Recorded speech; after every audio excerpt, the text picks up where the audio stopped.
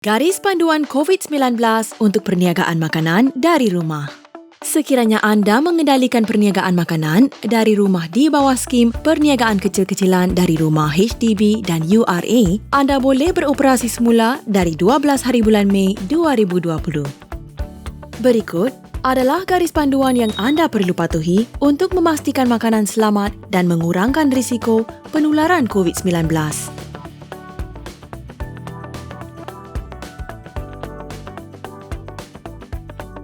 Pematuhan amalan keselamatan makanan yang baik penting untuk mencegah penyakit bawaan makanan.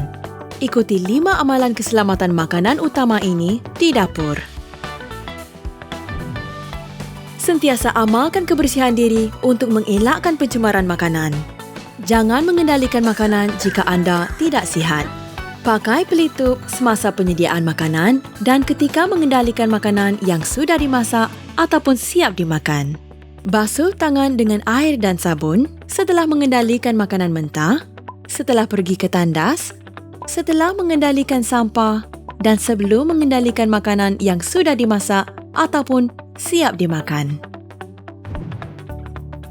Adalah penting untuk menggunakan bahan yang selamat dalam makanan anda. Dapatkan bekalan makanan daripada sumber berlesen atau diluluskan. Jangan gunakan ramuan yang telah melepasi tarikh luput. Asingkan makanan mentah dan yang sudah dimasak ataupun siap dimakan untuk mengelakkan pencemaran silang. Gunakan peralatan dan perkakas yang berasingan untuk mengendalikan makanan mentah dan makanan yang sudah dimasak ataupun siap dimakan. Gunakan sarung tangan atau perkakas yang bersih untuk mengendalikan makanan yang sudah dimasak ataupun siap dimakan. Simpan makanan yang sudah dimasak ataupun siap dimakan di sebelah atas makanan mentah di dalam peti sejuk. Pastikan makanan sentiasa pada suhu yang selamat kerana bakteria membiak dengan cepat di dalam zon suhu bahaya, iaitu 5 hingga 60 darjah Celsius. Nyah bekukan makanan di dalam peti sejuk atau ketuhar gelombang mikro. Masak makanan hingga sempurna.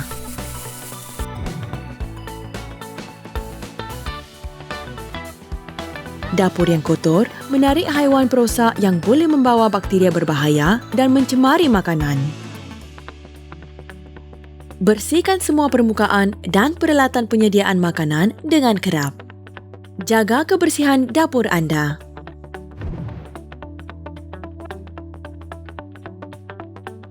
Selaras dengan peraturan COVID-19, anda mesti mematuhi garis panduan ini untuk mengurangkan penularan jangkitan. Pastikan hanya anggota serumah, iaitu tinggal di alamat yang sama, yang bekerja bersama dalam perniagaan makanan dari rumah.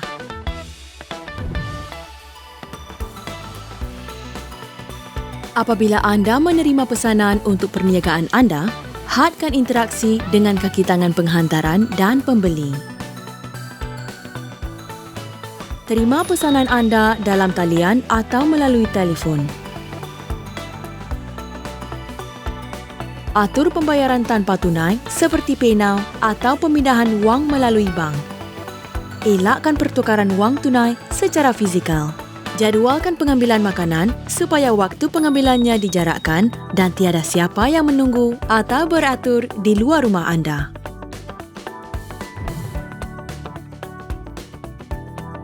Apabila tiba masanya makanan diambil, pastikan pengambilan tanpa sentuhan.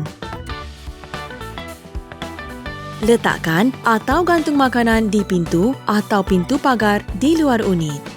Pakai pelitup sekalipun di pintu masuk rumah anda.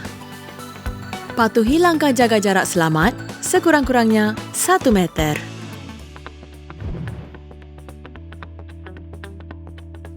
Gunakan alat digital seperti aplikasi Trace Together dengan kaki tangan penghantaran atau pembeli anda untuk membolehkan penjejakan lebih cepat. Trace Together membantu pengesan hubungan memberitahu anda dengan lebih cepat jika anda berhubung rapat dengan kes COVID-19 sama ada anda mengenali orang itu atau tidak. Setiap orang memainkan peranan dalam usaha kita memerangi COVID-19 dan menjaga keselamatan makanan. Mari kita semua mainkan peranan kita. Kesihatan semua bergantung pada setiap daripada kita.